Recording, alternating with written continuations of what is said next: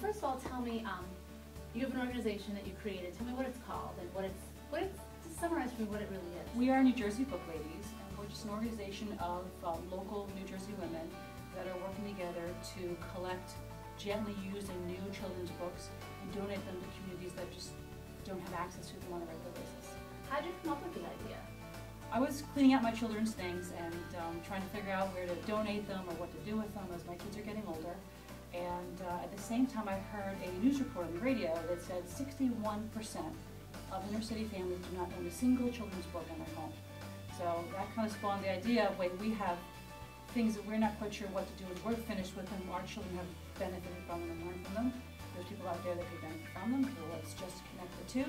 So we've been collecting from families, churches, organizations, corporations, collecting them, organizing them, and then passing them on to other community groups, such as the Ironman Community Corporation we heard today. Corporations, collecting them, organizing them, and then passing them on to other community groups, such as the Ironman Community Corporation we heard today, and donating to them. So their children can then benefit from the same thing. How has the response been? I'm sure that we all know families that have kids and everybody gives books and then they grow out of them, and some of them you don't want to let go of, but I mean, what has your response been from the people in your community, from the people who are making the donations? It's grown so much more quickly than I expected it would. Just word of mouth, Facebook, social media, posters, word of mouth. We've really grown even within families. We've gotten such great donations, and there's things that people want to keep for themselves, but for the most part, as your kids grow up, they move on past these things, and there's just not as much reason to hang on to them, especially when you know that someone could really, really use them and kids could really benefit from them. So we have really gotten such a huge donation. We're trying our best to keep up with the donations that are coming in. Talk to me about the groups that you're donating to. I mean, we're here today, but what kinds, without, you don't have to go into specifics of who you're sending, but what kinds of groups, what kinds of children, where, what part of the state? Is well, we're starting our focus here in Newark. My husband grew up in Newark, so we're trying to give back the community he was from. I'm also very inspired by Cory Booker, the mayor of Newark, and his kind of call to community service. So that's kind of started where we are here. We're going to start here and expand onward, but